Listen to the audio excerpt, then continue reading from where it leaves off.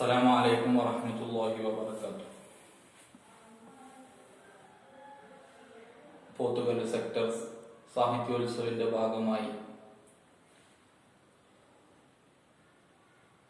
മത്സരാർത്ഥികൾക്ക് വേണ്ടി സജ്ജമാക്കിയ ഈ പരിശീലന കളരിയിൽ ചില വിചാരപ്പെടലുകൾ നടത്തി ഞാൻ വിടവാങ്ങാം. നമുക്കറിയാം, കേരളത്തിൽ അങ്ങോളം ഇങ്ങോളമായി ഈ പ്രതിസന്ധിയുടെ സമയത്തും വളരെ വിപുലമായി തന്നെ സാഹിത്യോത്സവങ്ങൾ നാം നടത്തിക്കൊണ്ടിരിക്കുകയാണ്. ഈ വർഷം ഏറെ വിപ്ലവം സൃഷ്ടിച്ച് ഫാമിലി സാഹിത്യോത്സവം കൂടെ ആയപ്പോൾ നമ്മുടെ ഈയൊരു വിജയത്തിന് തിളക്കം കൂടുകയാണ്. ഈ അവസരത്തിൽ നമ്മുടെ എഴുത്തു മത്സരങ്ങളെ പരിചയപ്പെടുക, അതിനെ ഒന്ന് മനസ്സിലാക്കി വെക്കുക എന്നുള്ള തരത്തിൽ വളരെ ചുരുങ്ങിയ ചെറിയ കാര്യങ്ങൾ മാത്രം ഓർമ്മപ്പെടുത്തുകയാണ്. പ്രത്യേകിച്ച് സാഹിത്യോത്സവങ്ങളിൽ നമുക്ക് 2-3 എഴുത്തുകളാണ് സാധാരണ നമുക്ക് പരിശീലിക്കേണ്ടതായിട്ടുള്ളത്. അതിൽ പ്രധാനപ്പെട്ടത് നാം എപ്പോഴും പറയുന്ന പ്രബന്ധ രചന തന്നെയാണ്. പ്രബന്ധരചന, കഥാരചന, കവിതാരചന, ഈ 3 രചനാ മത്സരങ്ങളും 3 തലങ്ങളിലുള്ള മത്സരങ്ങളാണ്. എഴുത്ത് എന്നുള്ള നിലക്ക് 3ഉം ഒരേ രൂപത്തിലാകുമ്പോഴും അതിൻ്റെ വ്യത്യസ്ത രൂപങ്ങളാണ് നമുക്ക് പരിചയപ്പെടാനുള്ളത്. ആദ്യമായി നമുക്ക് പ്രബന്ധരചനയെ തുടങ്ങാം. പ്രത്യേകിച്ച് ഒരു വിഷയത്തെ ആസ്പദമാക്കിയുള്ള അതിൻ്റെ ആധികാരികമായിട്ടുള്ള പഠനം തന്നെയാണ് പ്രബന്ധരചനയിൽ നാം ശ്രദ്ധിക്കേണ്ടത്. പ്രബന്ധം എഴുതുമ്പോൾ അതിൻ്റെ ആദ്യ ഭാഗം ആ പ്രബന്ധത്തിലേക്ക് മുഴുവനുള്ള ഒരു ആമുഖമായി നാം കാണേണ്ടതുണ്ട്. ആദ്യ പാരഗ്രാഫ് ആമുഖം തയ്യാറാക്കി ആമുഖത്തിൽ പ്രത്യേകിച്ച് ഈ വിഷയത്തിൽ, ഈ പ്രബന്ധത്തിൽ എന്തൊക്കെ ഉൾപ്പെടുന്നു എന്നുള്ളതിൻ്റെ ഒരു ആകത്തുക പ്രബന്ധത്തിന്റെ ആമുഖത്തിൽ ആവശ്യമാണ്. അതുപോലെ തന്നെ പ്രബന്ധത്തിന്റെ 2-3 പാരഗ്രാഫുകൾ, തുടർന്നുള്ള പാരഗ്രാഫുകൾ, അത് വിഷയത്തെക്കുറിച്ചുള്ള കൃത്യമായ പഠനമാണ്. വിഷയത്തെക്കുറിച്ച് പഠിക്കുമ്പോൾ അതിനെ അംഗീകരിച്ചുകൊണ്ടുള്ള വിഷയങ്ങൾ വേണം, അതിനെ പ്രതികൂലിച്ചുകൊണ്ടുള്ള വിഷയങ്ങൾ വേണം. നമുക്കറിയുന്ന എല്ലാ കാര്യങ്ങളും അതിൻ്റെ 2-3 പാരഗ്രാഫുകളിൽ ഉൾപ്പെടുത്തേണ്ടതുണ്ട്. 4ാമത്തെ പാരഗ്രാഫ് അത് തികച്ചും നമ്മുടേതാണെന്ന് പറയുമ്പോൾ നമ്മുടെ ആശയങ്ങൾ, നമ്മുടെ വികാരങ്ങൾ, നമ്മുടെ അഭിപ്രായങ്ങൾ അത് രേഖപ്പെടുത്താനുള്ള ഒരു പാരഗ്രാഫായി 4ാമത്തെ പാരഗ്രാഫിനെ ഉപയോഗപ്പെടുത്താം. അവസാനത്തെ പാരഗ്രാഫിലേക്ക് വരുമ്പോൾ ഇതിന്റെ ഉപസംഹാരമായി നാം കാണും. ഉപസംഹാരത്തിൽ ഒന്നുകൂടെ നമുക്കുള്ള ആശങ്കകൾ പങ്കുവെക്കാനുണ്ട്, നമുക്കുള്ള അഭിപ്രായങ്ങൾ രേഖപ്പെടുത്താനുണ്ട്.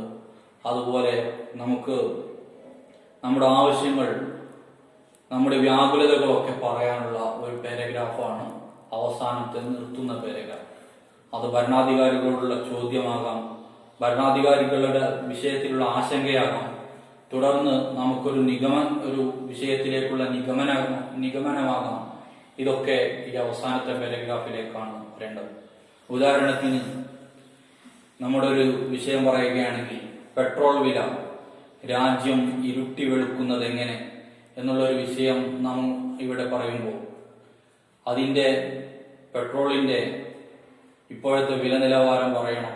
അതുപോലെ കുതിച്ചുകൊണ്ടിരിക്കുന്ന പെട്രോൾ വിലയെ പറയണം. ഇതിനൊക്കെ പറയുന്ന നമ്മുടെ മോഡി സർക്കാർ, നമ്മുടെ സർക്കാർ തുടക്കത്തിൽ പറഞ്ഞ 50 രൂപക്ക് പെട്രോൾ തരാമെന്ന് പറയുന്ന ആശങ്ക പറയണം. ഇങ്ങനെയുള്ള ഇപ്പോൾ നടന്നുകൊണ്ടിരിക്കുന്ന മുഴുവൻ കാര്യങ്ങളും പറഞ്ഞ് നാളെ നേരം വെളുക്കുന്നത് എങ്ങനെയായിരിക്കുമെന്നുള്ള വലിയ ചോദ്യചിഹ്നം നമുക്കൊരാശങ്കയായി പറഞ്ഞുകൊണ്ട് നമുക്ക് പ്രബന്ധത്തെ അവസാനിപ്പിക്കാം. ഇനി കവിതാരചനയിലേക്ക് വരുമ്പോൾ അത് മറ്റൊരു തലമാണ്. നമുക്ക് ഏറ്റവും ലളിതമായി മൂർച്ചയുള്ള വാക്കെഴുത്ത്, കുറിക്കുകൊള്ളുന്ന ഒരു ലേഖനം, അതല്ലെങ്കിൽ കുറിക്കുകൊള്ളുന്ന ഒരു കഥ, അതിനേക്കാൾ വളരെ ചുരുങ്ങിയ വാക്കുകൾ കൊണ്ട് കുറിക്കുകൊള്ളുന്ന ഒരു ചെറിയ കവിത നമുക്ക് എഴുതാൻ കഴിയും. ഒരുപാട് എഴുതി ഒരാളുടെ മനസ്സിലേക്ക് എഴുതി പിടിപ്പിക്കുന്നതിനേക്കാൾ കുറഞ്ഞ വാക്കുകളിൽ വലിയ ആശയങ്ങളെ കവിതക്ക് കൊടുക്കാൻ കഴിയും. മത്സര രചനകളിൽ ശ്രദ്ധിക്കേണ്ട ഒരു കാര്യം, നമുക്ക് തരുന്ന വിഷയങ്ങൾ, കവിതയ്ക്ക് വേണ്ടി നമുക്ക് തരുന്ന വിഷയങ്ങൾ അത് ഹെഡിങ് ആക്കി ഇട്ടുകൊണ്ടുള്ള കവിത ആയിരിക്കണമെന്നില്ല നമ്മൾ എഴുതേണ്ടത്. അത് തരുന്ന കേവലം വിഷയങ്ങൾ മാത്രമാണ്. ആ വിഷയങ്ങളിൽ ഉൾക്കൊള്ളുന്ന മറ്റൊരു ഹെഡിങ്ങിലുള്ള നല്ലൊരു കവിതയാണ് നാം തയ്യാറാക്കേണ്ടത്. കവിതയുടെ ഹെഡിങ്ങിലും പ്രാധാന്യമുണ്ട്. മറ്റൊന്ന്, ഒരുപാട് പഴയ കവിതകളുണ്ട്, പ്രാസമൊപ്പിച്ചുള്ള കവിതകൾ. ഇപ്പോൾ കവിതയുടെ പുതിയ മോഡേൺ കവിതകളിലേക്ക് വരുമ്പോൾ ആ പഴയ പ്രാസമൊപ്പിച്ചുള്ള കവിതകളിൽ കുറെ മാറ്റം വന്നിട്ടുണ്ട്. എന്നിരുന്നാൽ കൂടെ ഒരു ഗദ്യത്തെ, ഒരു കഥയെ, അതല്ലെങ്കിൽ ഒരു പ്രബന്ധത്തെ വരിതിരിച്ച് അതിങ്ങനെ ഒരു കോർവ ഒപ്പിച്ച് എഴുതുക എന്നുള്ളതല്ല കവിത എന്നുള്ളത് മനസ്സിലാക്കേണ്ടതുണ്ട്. കവിതയിൽ നമുക്കുള്ള വലിയ വലിയ ആശങ്കകൾ പങ്കുവെക്കണം.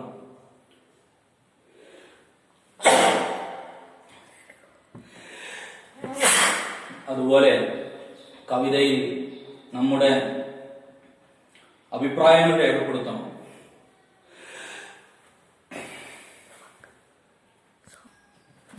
ചുരുക്കി പറഞ്ഞാൽ കവിതയെ നമുക്കൊരു വാക്കുകൊണ്ടുള്ള ചിത്രമെന്ന് വേണമെങ്കിൽ പറയാം. വാക്കുകൊണ്ടുള്ള ചിത്രം, ഒരു ചിത്രത്തിൽ നിന്ന് നമുക്ക് പലതും നോക്കിക്കാണാനാകും. ഒരു കവിതയിൽ നിന്ന് അതുപോലെ നമുക്ക് ഒരുപാട് ആശയങ്ങൾ വായിച്ചെടുക്കാൻ കഴിയണം. നമ്മുടെ കവിതകൾ അത്തരത്തിലുള്ള കവിതകളാകണം. അതിന് ശ്രദ്ധിക്കേണ്ട ഒരു കാര്യം, നമുക്ക് തന്ന വിഷയത്തെക്കുറിച്ച് ആദ്യ സമയത്തിൽ തന്നെ നാം നല്ലവണ്ണം ആലോചിച്ച് ഒരു കവിത, ഒരു ആശയം മനസ്സിൽ കണ്ടതിന് ശേഷമേ എഴുത്തു തുടങ്ങാവൂ എന്നുള്ളത് തന്നെയാണ്. അതുപോലെ കഥ എഴുതുമ്പോൾ ശ്രദ്ധിക്കേണ്ടത്, നാം 1-ാം ക്ലാസ്സിൽ നിന്ന് കേട്ടു പഠിച്ചു പോകുന്ന ഒരുപാട് കഥകളുണ്ട്. ഒരിടത്ത്, ഒരിക്കൽ, പണ്ടുകൊണ്ട് തുടങ്ങുന്ന ഒരുപാട് കഥകൾ. ആ കഥാരീതിയല്ല മത്സര കഥകളിൽ നാം ഉപയോഗിക്കേണ്ടത്. കഥ ചെറിയൊരു സാഹചര്യത്തെ അതിനെ ഉണർന്നു കണ്ടുകൊണ്ട് വിശാലമാക്കിയെടുക്കാൻ നമുക്ക് കഴിയണം. ഒരു ഹോസ്പിറ്റലിലേക്ക് പോകുന്ന ആ ഒരു ആംബുലൻസിൽ, ഇപ്പോ കോവിഡ് കാലമായതുകൊണ്ട് ആംബുലൻസിൽ ഹോസ്പിറ്റലിലേക്ക് പോകുന്ന ആ ഒരു ചെറിയ രംഗത്തെ മാത്രം നമുക്കൊരു കഥയാക്കാൻ കഴിയണം.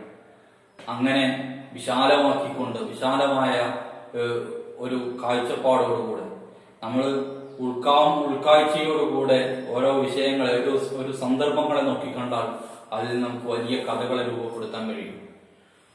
കഥയിൽ ശ്രദ്ധിക്കേണ്ട ഒരു കാര്യം, ആ 1-ാമത്തെ പാരഗ്രാഫ്, കഥയുടെ ആദ്യ ഭാഗം, അത് വായിച്ചു തുടങ്ങുമ്പോഴേക്ക് കഥയുടെ അവസാനത്തിലേക്ക് വരെ വായിക്കാനുള്ള ഒരു പ്രോത്സാഹനം നാം അതിൽ നൽകിക്കൊണ്ടേയിരിക്കണം. ഒരു സസ്പെൻസ് നാം കഥയുടെ മുഴുവൻ ഭാഗങ്ങളിലും കൊടുത്തുകൊണ്ടേയിരിക്കണം. കഥയുടെ തുടങ്ങിയാൽ അത് അവസാനിച്ചിട്ടേ എണീക്കൂ എന്നുള്ള തരത്തിൽ ഒരു സസ്പെൻസ് ഇട്ടുകൊണ്ട് മാത്രം നമുക്ക് കഥയെ മുന്നോട്ട് കൊണ്ടുപോകാൻ കഴിയണം. അവസാന പാരഗ്രാഫിൽ നാം ഉൾക്കൊള്ളിക്കേണ്ട ഒരു ക്ലൈമാക്സിന്റെ, നമ്മുടെ കഥയുടെ ക്ലൈമാക്സിന്റെ ഒരു പ്രധാന ഭാഗത്തെ ഉപയോഗപ്പെടുത്തിക്കൊണ്ട് നമ്മുടെ കഥയെ തുടങ്ങാൻ നമുക്ക് കഴിയണം. അങ്ങനെയാകുമ്പോൾ ആ ക്ലൈമാക്സ് എന്തായിരിക്കുമെന്ന് അറിയാനുള്ള ആകാംക്ഷ കൊണ്ട് വായനക്കാരൻ നമ്മുടെ കഥ മുഴുവനായിട്ട് വായിക്കും എന്നുള്ള ഒരു വലിയ പ്രതീക്ഷ നമുക്കുണ്ടാകും.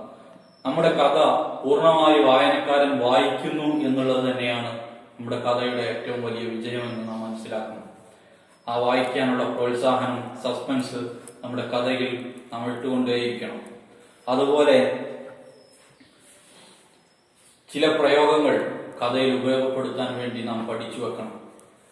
കഥയിൽ പല സന്ദർഭങ്ങളിലും ഉപയോഗപ്പെടുത്താവുന്ന ഒരുപാട് നല്ല നല്ല പ്രയോഗങ്ങൾ നമുക്ക് പഠിച്ചു വെക്കാൻ കഴിയണം. ഉദാഹരണത്തിന് നാം എപ്പോഴും പറയുന്ന ഈ 10 രൂപയുടെ മഞ്ഞ ബൾബിന്റെ അരണ്ട വെളിച്ചത്തിൽ അയാൾ ലൈറ്റ് ഇട്ടു എന്നൊക്കെ പറയുന്ന ഒരു വെറും ലൈറ്റ് ഇട്ടതിന് നമുക്ക് അത്തരത്തിൽ പറയാൻ കഴിയുന്ന പ്രയോഗങ്ങളുണ്ട്. അങ്ങനെയുള്ള പ്രയോഗങ്ങളെ നാം പഠിച്ചു വെക്കണം. അങ്ങനെയുള്ള പ്രയോഗങ്ങൾ കഥയിൽ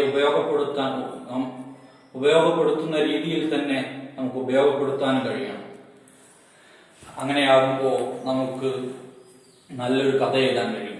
ഈ കഥയിലും പ്രബന്ധത്തിലും കവിതയിലും പൂർണ്ണമായും നാം മത്സരങ്ങളിൽ ശ്രദ്ധിക്കേണ്ട ഒരു വലിയ കാര്യം എന്നുള്ളത്, മത്സരം തുടങ്ങി ആദ്യ 5 മിനിറ്റിൽ നാം ഒരു ചെറിയ റഫ് പേപ്പറിൽ എന്തെഴുതും എന്നുള്ളത് മനസ്സിൽ കണ്ട് ആ ചെറിയ റഫ് പേപ്പറിൽ കുറിക്കണം. പ്രബന്ധം എഴുതുമ്പോൾ ഒന്നാമത്തെ പാരഗ്രാഫ് ഇന്നതായിരിക്കും എന്നുള്ള നമ്മുടെ മനസ്സിലെ എഴുത്ത് ആ ഒരു റഫ് പേപ്പറിൽ എഴുതി 2, 3, 4 പാരഗ്രാഫിൽ ഇന്ന വിഷയം എഴുതും എന്നുള്ളത് നാം മനസ്സിലെഴുതി അതല്ലെങ്കിൽ അതൊരു ചെറിയ പേപ്പറിൽ എഴുതി വെക്കണം. ആ വിഷയത്തിൽ ഒതുങ്ങിക്കൊണ്ട് മാത്രം ആ പാരഗ്രാഫ് പൂർത്തിയാക്കണം. നാം ആദ്യ 5 മിനിറ്റിൽ കണ്ടുവച്ച കഥ തന്നെ, ആ ക്ലൈമാക്സിലേക്ക് എത്തുന്ന കഥ തന്നെ അവസാനം വരെ അവസാനം വരെ ആ കഥയിൽ നിന്നുകൊണ്ട് മാത്രം എഴുതാൻ കഴിയണം. അതല്ലാതിരുന്നാലുള്ള പ്രശ്നം, നാം നമ്മുടെ മനസ്സിലേക്ക് ഇടയ്ക്ക് കയറി വരുന്ന ചില ആശയങ്ങളൊക്കെ കഥയിൽ ഉൾപ്പെടുത്തുമ്പോൾ ചിലപ്പോ നമുക്കതൊരു പൂർത്തിയാക്കാൻ കഴിയാത്ത അവസ്ഥ വരും. അങ്ങനെ ആവരുത്. ആദ്യ 5 മിനിറ്റിൽ നാം കണ്ടുവച്ച ആ വിഷയത്തെ, ഇനി ഇടക്ക് കയറി വരുന്ന വലിയ മറ്റു ചെറിയ ആശയങ്ങൾ ഉണ്ടെങ്കിൽ അത് നാം ഈ കണ്ടുവച്ച ആശയത്തെ, ആ സമയത്തെ ഒരിക്കലും പ്രയാസപ്പെടുത്തുകയില്ല എന്നുണ്ടെങ്കിൽ മാത്രമേ ഈ കഥയിലേക്ക് ഉൾപ്പെടുത്താവൂ. കഥയിലേക്കും പ്രബന്ധത്തിലേക്കും ഒക്കെ ഈ ഒരു കാര്യം ശ്രദ്ധിക്കണം. പിന്നെ ഈ പറയുന്നതൊക്കെ ഒരു പ്രത്യേക നിയമപ്രകാരം ഉണ്ടാക്കി വെച്ചൊരു ചട്ടക്കൂടല്ല. നമ്മുടെ ആശയങ്ങൾക്കും നമ്മുടെ ഭാവനകൾക്കും നമ്മുടെ കഴിവുകൾക്കും നമ്മുടെ വാക്കുകൾക്കും ഇതിൽ നല്ല പ്രസക്തിയുണ്ട് എന്ന് മാത്രം ഓർമ്മപ്പെടുത്തിക്കൊണ്ട് എല്ലാവർക്കും വിജയാശംസകൾ നേർന്ന് എല്ലാവരുടെയും നല്ല കഴിവുകളെ നല്ല രൂപത്തിൽ പ്രോത്സാഹിപ്പിക്കാൻ, നല്ല രൂപത്തിൽ ഉണർന്ന് കണ്ടെത്താൻ നമുക്ക് കഴിയട്ടെ എന്ന് ഒന്നുകൂടെ ആശംസിച്ചുകൊണ്ട് ഇത്തരമൊരു വേദിയൊരുക്കിയ പോത്തുകൽ സെക്ടർ കമ്മിറ്റിക്ക് എല്ലാവിധ ആശംസകളും നേർന്നുകൊണ്ട് നിർത്തുന്നു. അൽഹംദുലില്ലാഹി റബ്ബിൽ ആലമീൻ. അസ്സലാമു അലൈക്കും വറഹ്മത്തുള്ളാഹി വബറകാതുഹു.